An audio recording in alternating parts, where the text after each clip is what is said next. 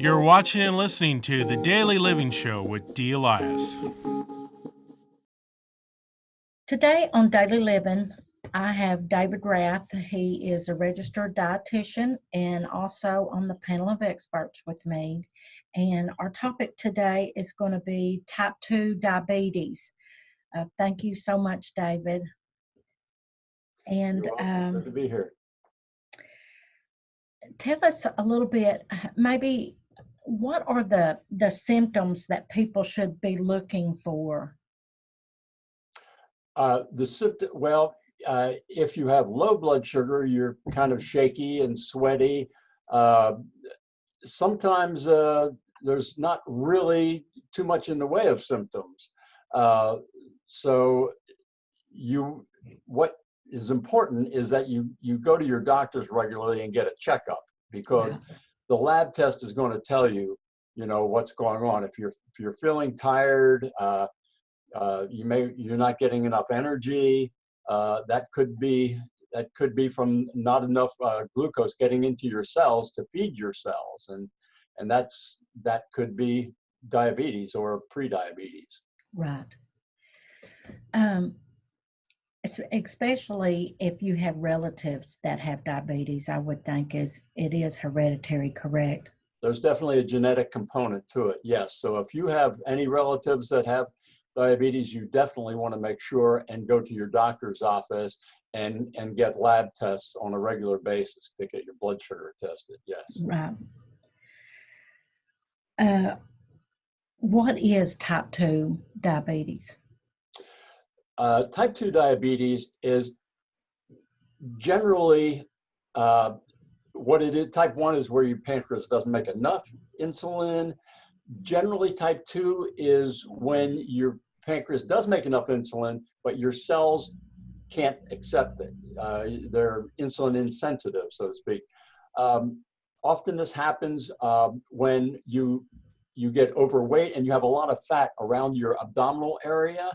It's called visceral fat, around your organs, your liver and your pancreas, and that fat gets into your liver and into your pancreas. Mm-hmm. And when it gets into your pancreas, it can prevent the insulin from being released. When it gets into your liver, then it can make you more insulin insensitive, your cells. So the insulin acts like a key to unlock those cells and let the glucose in, the sugar, to feed your cells. Well, that key is not unlocking those cells. And so, so often, that's why often weight loss is a good preventive strategy for diabetes. Right. I actually know someone that was extremely overweight, and they had type 2 diabetes. They lost 100 pounds, and they're no longer a diabetic now. You can actually, it has been shown that proper diet and exercise and everything, you can actually, it was thought previously that you couldn't reverse type 2 diabetes. It has in a lot of cases been done now. Yes, and they say up to 5%, just 5% of weight loss can make a significant difference there. Wow. So that's not a whole lot of weight. Right. So weight gain definitely plays a big role in diabetes. It certainly does. Yes, yeah. It does. And and I mentioned pre-diabetes before, and that's a good way to prevent diabetes. It's harder to get rid of type 2 diabetes when you get it. You can still to some extent, but if you have pre-diabetes, it's a lot easier to get if you get your blood sugar under control and get normal blood sugar again than if you get type 2 diabetes. So pre-diabetes is kind of a relatively new diagnosis, but it's a warning sign. It's saying, listen, here you have high blood sugar, you can do something about it. So look at that, take that red flag seriously and start lose some weight, eat right, make sure you're eating regular meals, watch your carbohydrate intake, we'll talk about in a minute, and then get some regular exercise too, because physical activity is good for a lot of reasons, which we can talk about now or whenever you want to. Right. The pre-diabetes, the only way that you will know that is by being tested on a regular basis? Yes, because most people don't even know that they have high blood sugar. Right. They really don't. Um, so it's statistics show now that about 1 in 3 people have prediabetes. 1 in 3, Wow. a third of the population. So yes, there's a whole lot of us walking around with high blood sugar and we don't even know it. So Right. get those annual checkups from your doctor where they take your blood and check it. Right. Let's talk about complications Okay. if the blood sugar is not controlled. Yes, you can get nerve damage, you can get poor circulation. All that can lead to kidney damage, where you start losing kidney function. It can lead to eyesight. I know somebody that the way they found out they had high blood sugar was they started losing their eyesight. Oh, wow. Caught soon enough, though, they were able to improve their eyesight again, and before Right. before it went on. But that's definitely a cause of blindness if you don't control it after that. And of course, it at least doubles your rate of your risk of heart disease. So there's definitely a lot of things that can occur as a result of high blood sugar if it's not controlled. Right. And And amputations. yes. Amputations is a big thing, yes, Right. because of the nerve damage, because of the poor circulation. Yeah. Yes, that is a big thing. A lot, and foot care is very important if you have high blood sugar, because your extremities like that are what suffer from it. And if you catch it in time, you should be able to control it with a diet and exercise. That is Right. correct. And the reason why, because carbohydrate, for one thing, is what affects your blood sugar the most, carbohydrate. So you want to control your carbohydrates. You don't want to load up on carbohydrates at one meal. You want to space them out. There's a thing called carbohydrate counting, which I go over with a lot of my patients, where they only eat so many carbohydrates, so many grams of carbohydrate at each meal. And so you have to know what carbohydrate foods are, fruits, starchy vegetables, dairy products, not cheese, but other dairy products like milk and yogurt and things like that have carbohydrates in them, dry beans and peas, your grains. They're all sources of carbohydrates. And so reading the labels is very important there to see how many grams of carbohydrate are on something. Now, if it has fiber in it, that's okay. That's great for 2 reasons. Number one, you can subtract the grams of fiber from the grams of carbohydrate, and that gives you a net carbohydrate count because you don't absorb those carbohydrates from the fiber. So that's not as much carbohydrate then as what's actually on the label. Also, fiber helps slow the digestion and absorption so that it gets into your system more slowly, and then your blood sugar is not spiked up real high. Whereas if you eat something without fiber like candy, or soda, which is going to spike it right up, cake, candy, things like that. Protein is good to eat with all meals and snacks because protein is harder to digest. It takes longer. So it helps slow the digestion absorption of your foods. Good healthy fats along with a meal will help slow the digestion and absorption as well. So a good mixed meal will help as opposed to just eating something with a lot of carbohydrates by itself. Right. So diet-wise, that's pretty much it. Physical activity-wise, your muscles don't need, when they're active like that, they don't need insulin to take up glucose. And so if you are insulin sensitive, you can lower your blood sugar by exercising.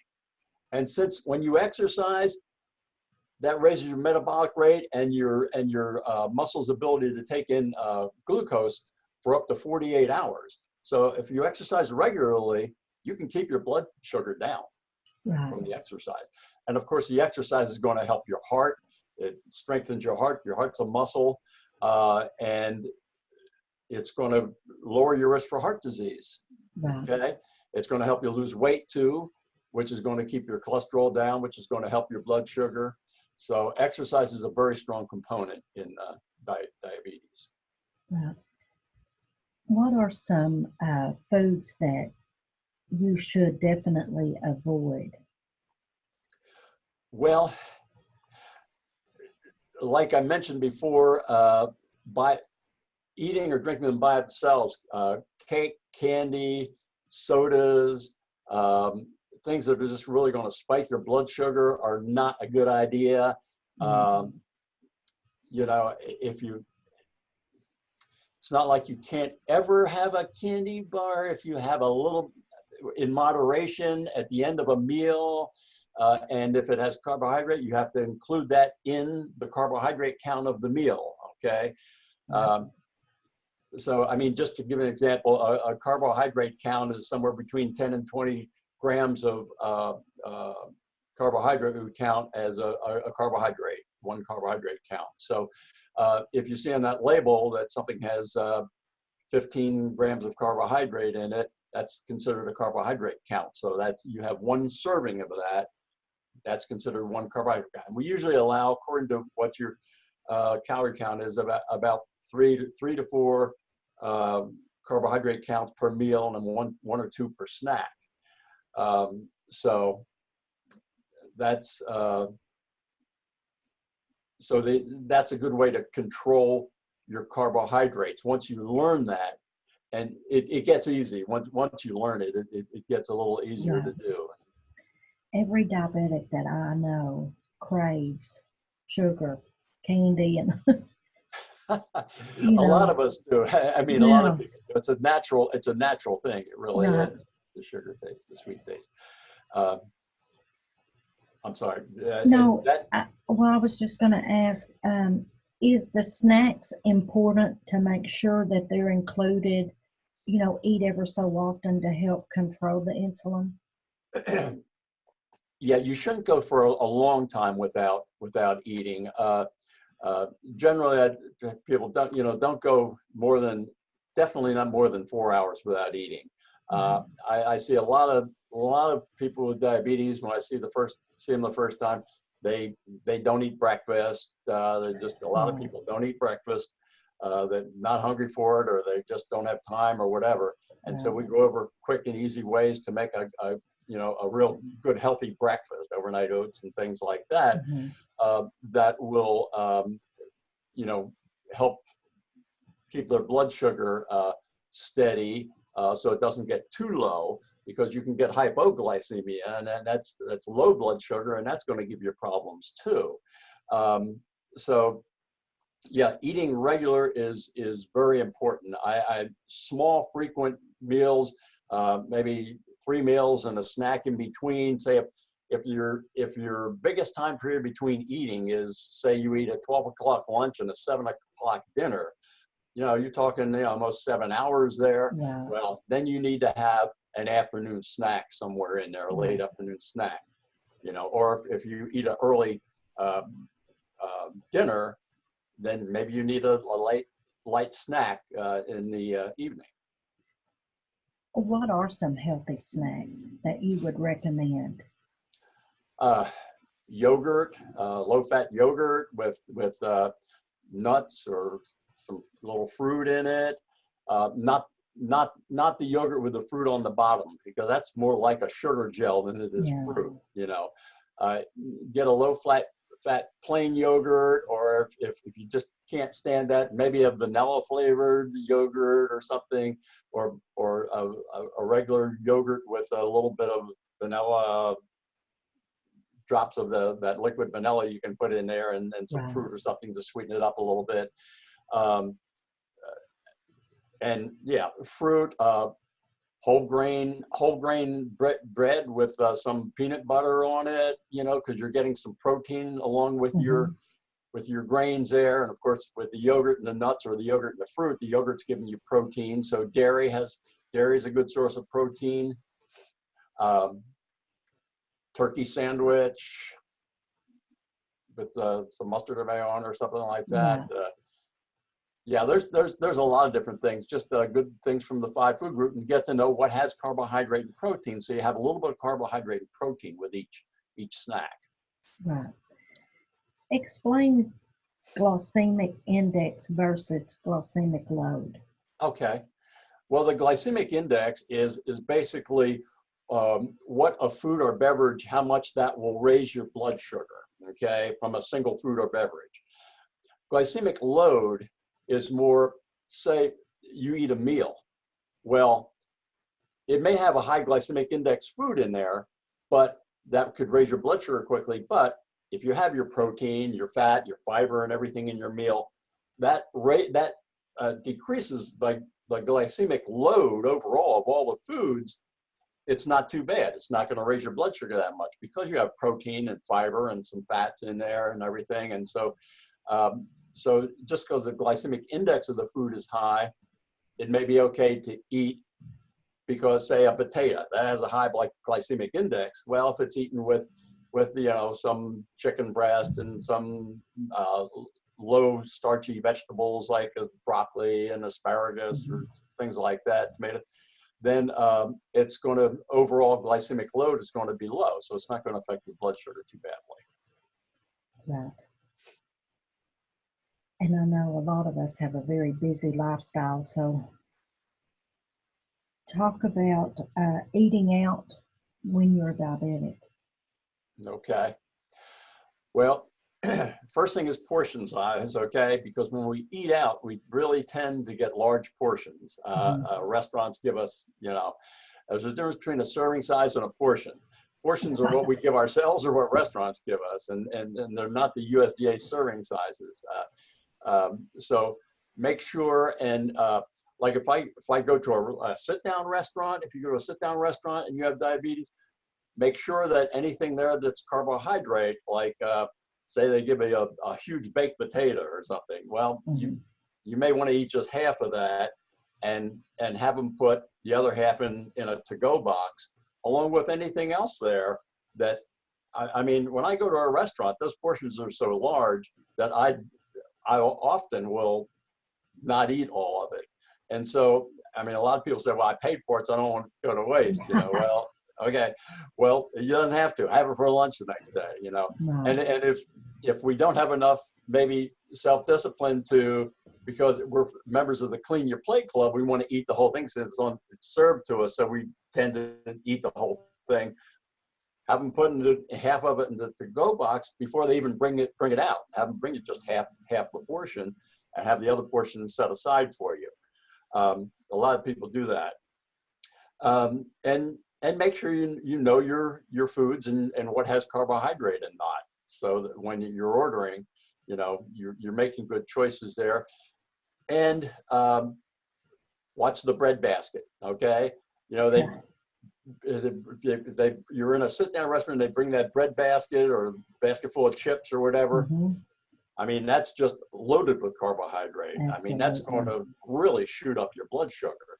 So, that's maybe free with the meal, but it's not free as far as carbohydrates go or anything. And it's going to affect you very poorly if you have diabetes. Watch the alcohol. Okay, I always ask you if you want to drink at a restaurant. Alcohol can cause hypoglycemia, can lower your blood sugar dangerously. So make sure that, if your doctor says it's okay to have it in moderation, that's fine. That's 1 drink for women, 2 drinks for men a day. Having it with a meal is better than having alcohol by itself, because it will affect your blood sugar less with a meal because you have the other foods in there. Right. So watch the sauces and things like that they bring out, because that often they have a lot of carbohydrate in them, sugar and things like that in the sauces. And I guess that's it. I mean, when you get, say, if you get a grilled chicken sandwich or something like that at Wendy's or McDonald's or somewhere, remember that the bun has a top and a bottom to it. So the top is 1 carbohydrate and the bottom is another carbohydrate. They both have about 15 grams of carbohydrate. So that's 2 carbohydrate counts there, 30 grams of carbohydrate. So that's going to affect your blood sugar, especially if it's those white buns that they have there without the fiber in them, that white flour. that's going to increase your blood sugar. You know, so anytime you can eat whole grains instead of the white processed flour, pastas and breads and cereals and things, Right. do it, because the white stuff is going to get into your system just like almost as fast as the pure sugar is. Right. Is there certain types of alcohol that is maybe better to drink for a diabetic at a restaurant? Like, I know if you go to a Mexican restaurant, sometimes they push margaritas and, you know, Olive Garden more wine or something. I mean, does it matter? Yeah, I've not seen any data on that particularly. I would say something you're going to drink slow and sip and you know, not too quickly. You know, don't shoot a shot down of Right. whiskey. That would be real quick. You know, sipping on, you know, a glass of wine or you know, or a little bit of you know, sipping on a bottle of beer. Something like that, or sipping on a margarita or something could be okay if alcohol is okay by your doctor. Right. Yeah, that's fine in moderation. Absolutely.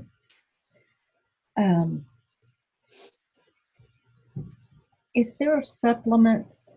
I've always heard cinnamon is really good for someone with diabetes. Is there supplements that someone should add in their diet daily? Not really. No. Yeah, there was some indication of that, but really there's no evidence that backs that up when the studies were done that really has much of an effect on your blood sugar at all. Right. Not really. No. There's nothing that I can think of like that really would be helpful for you, other than just, you know, eating the fiber and the protein and healthy fats and things like that that I mentioned. Right. Yeah. So the main thing would be if you're overweight to start working to drop, even if it's 5 pounds. That's correct. That's extremely important, and that can help in so many ways. You know, your type 2 diabetes and just independent of that, it lowers your risk for cardiovascular disease and so many other maladies. So many people nowadays are having knee replacements or partial knee replacements Right. or hip and things like that. That's from carrying around all that extra weight. Right. Your body is just not is not able to carry all that weight. And I know people that have lost weight that had before to walk around with a cane. They threw the cane away and they're fine. They're out jogging now. You know, it really does. I mean, it helps you. It helps your energy. It just. I mean, psychologically, it just overall it helps you so Right. much, so many ways. Absolutely. Yes. So that's. Tell us about your book. Oh, good. Well, I like to write, and I thought, you know, if I do write something, I want it to be meaningful. I don't just want to write for the sake of writing something. So I thought, you know, when one of my patients told me one time, said, you know, I feel like I've just been through a nutrition course, you know, after they saw me for, you know, 6 months or a year. And I said, well, gosh, I wonder if I could get this information out to everybody, you know, to more people than just one at a time of my patients. Then I, you know, that would be something useful and that would be worthwhile writing about. And so I wrote blogs for a year or two, and then I took those, expanded upon them. I wrote notes about what I told my patients and things like that, and how to eat from the 5 food groups and everything. And then I wound up writing a book about it. And there's 17 chapters there on how to manage your weight, how to get the most out of exercise, nutrition for exercise and athletes, how to make recipes healthier, how to shop at grocery store, vegetarianism, how to eat from the 5 food groups practically, you know, without taken a lot of thought and time. The last chapter is A to Z on information on foods, different foods and beverages that are healthy for you. So I think there's a lot of useful information there, and it was written as kind of like a guide. I wrote it in a kind of a personal way, like I'm speaking to you, so it would be somewhat interesting, but it's also concise and can be used, like I say, as a guide. It's on Amazon either in paperback or Kindle, and I know a lot of people have bought it in Kindle, and they'll have their iPad or whatever with them when they're at the grocery store, and they'll check the grocery store chapter so that they can get some shopping tips while they're at the grocery store, and just go back and refer to it whenever they're for different reasons, for whatever reason they want. Big one on how to eat. This is a good time to do this. Good time on how to survive the holidays. Oh, absolutely. How to get through the holidays without gaining a lot of weight and staying healthy, so different tips and information there about that, about how to get there and enjoying the holidays, but not feeling deprived, but still keeping yourself healthy while you're doing it. I was shocked. Sometimes you go in a grocery store and you'll see a small bag or a small bar of like a 501 bar or something. And you look at the serving size and there's like 2 serving sizes to that little bitty. You really have to pay attention to those labels. You really do, yeah. And with the new label coming out January 1st, that's going to be emphasized more. It's going to be in bold that there, how many servings are in a particular package, because some of those packages, like you say, look like 1 serving. Absolutely, and I get they're small. small. Sometimes at the store. Yeah. And so that means that if there's 2 servings in your bar or whatever, that means those calories are doubled. Right. If you eat that whole bar, you're getting twice the calories, twice the sodium, twice the saturated fat, and everything else that you don't want to get. You're getting double that if you eat the whole thing. And so sometimes the things may look good, and they're not really as good as they might appear if you look a little closer. So that's a good point there about the labeling. And all the manufacturers that have at least $10 million in sales will have to go to the new label January 1st. Those that have less than $10 million a year in sales have till 2022 to do, 2021, have till January of 2021 to do that, a year later. So for most of the labels, you'll see the new label in this January. Now, what all will the new label entail? Well, the big thing is it'll have added sugars there. So you'll know when it says total sugars, you don't know, well, okay, so it's dairy, there's a lot of natural sugar in dairy or fruit or whatever. Wow. Well, but did the manufacturers sneak a lot of added sugar in there? And this might be good for diabetics, because those added sugars in there, they're probably going to get into your bloodstream more quickly than the sugar that's enmeshed naturally into the food. And so this is a good thing for type 2 diabetics to know that, how much added sugar is in a product. Another thing is, of course, calories are going to be made bigger. The serving size is going to be more realistic. Say for ice cream. Well, right now, ice cream, a serving is a half a cup on the thing. Well, half a cup is one of those little small scoops, and so nobody eats that. When you put one of those little small scoops in a bowl, it looks pretty small. So you usually eat more than that. So the serving size is going to be slightly larger. It's going to be 2/3 of a cup, which is still not quite as much as most people eat, but it's supposed to be a little bit more realistic, as far as, and so therefore when you say, oh, there's only so many calories, well, it's not just for a half a cup. There's going to be more calories now because it's going to be 2/3 of a cup. So you'll get a little bit of a better idea, more accurate idea of how much you're taking in. Also, they're going to have potassium and vitamin D on there. Wow. Yes, instead of vitamin A and C, because most people are getting enough of those vitamin A and C, but potassium and vitamin D we're not getting enough of. Right. And so they're going to be added in, along with calcium will be there, still be there.